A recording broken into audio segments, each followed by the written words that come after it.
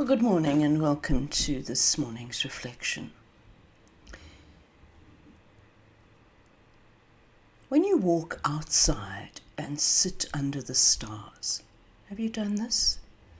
Been outside, perhaps lain on your back and looked at the stars above.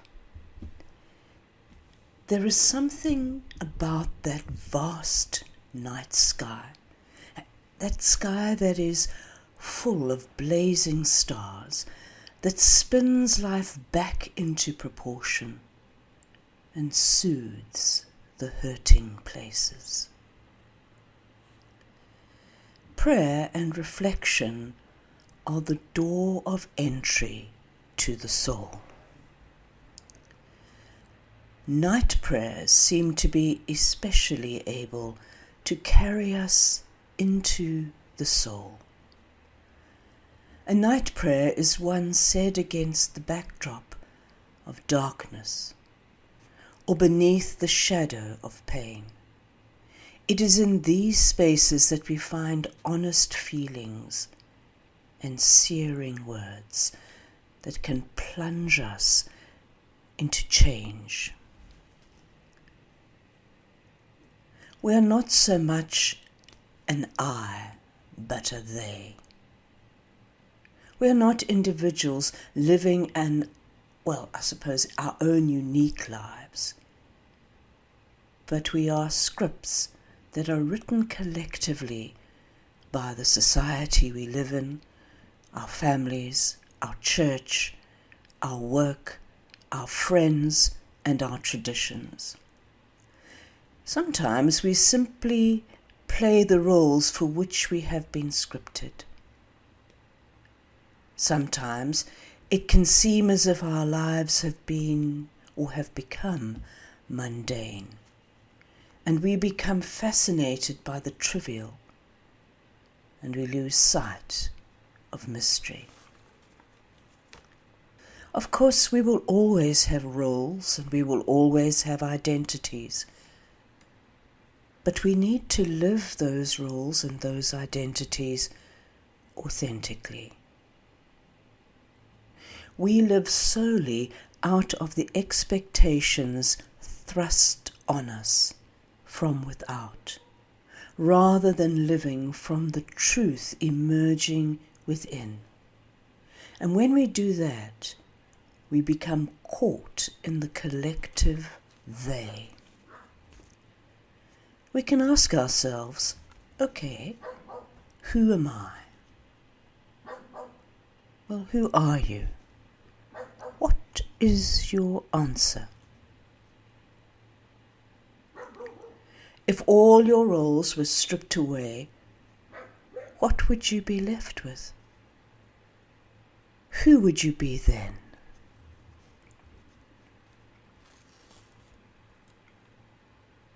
We need to allow that question and similar questions to be asked often. Perhaps a question such as this: is there more to me than the roles I live out? Can I open up my identity apart from them? At some point, as we grow, we must differentiate ourselves from the roles in our lives. Often we do this when the roles that once felt good now feel empty.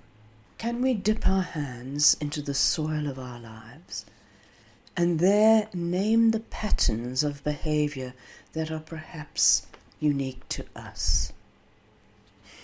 Now, what I'm going to do is to look at some of these patterns, and today we're going to look at 2 of them and see if you can recognize yourself in these patterns which are rooted in society, in our culture, and in our religion. The first of these patterns is the little girl with a curl. There was a little girl who had a little curl right in the middle of her forehead.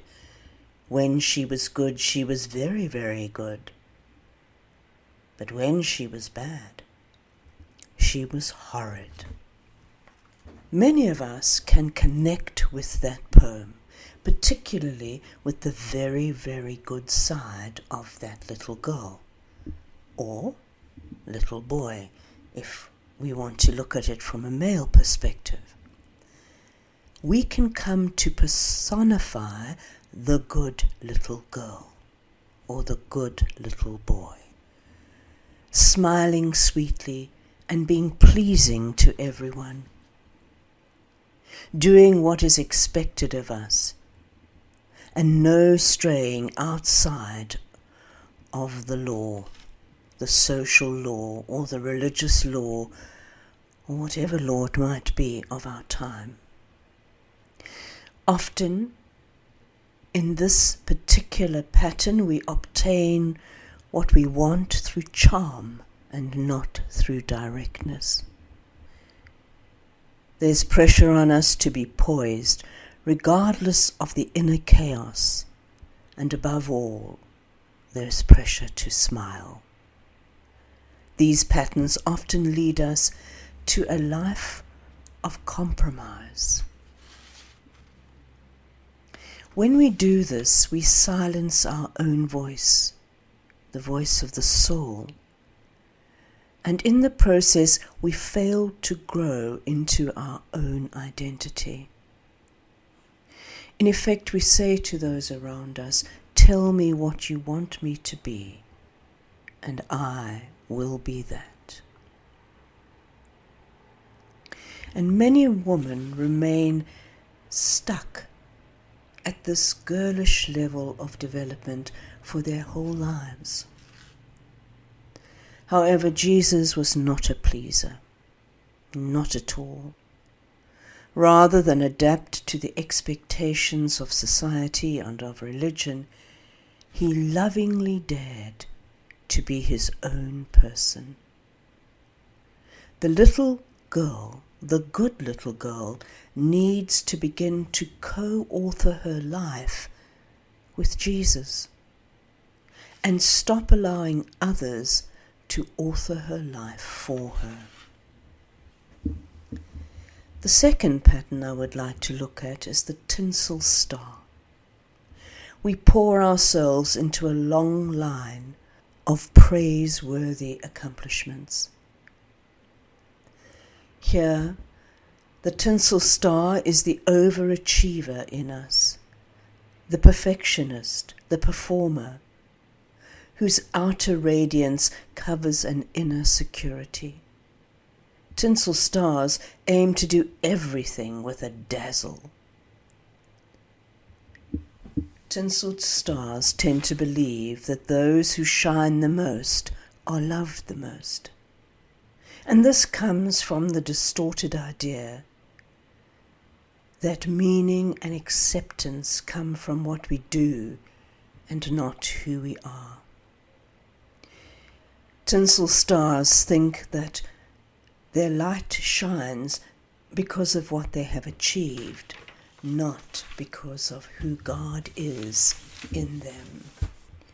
Accomplishments are well and good, but they need to flow from the right motivation.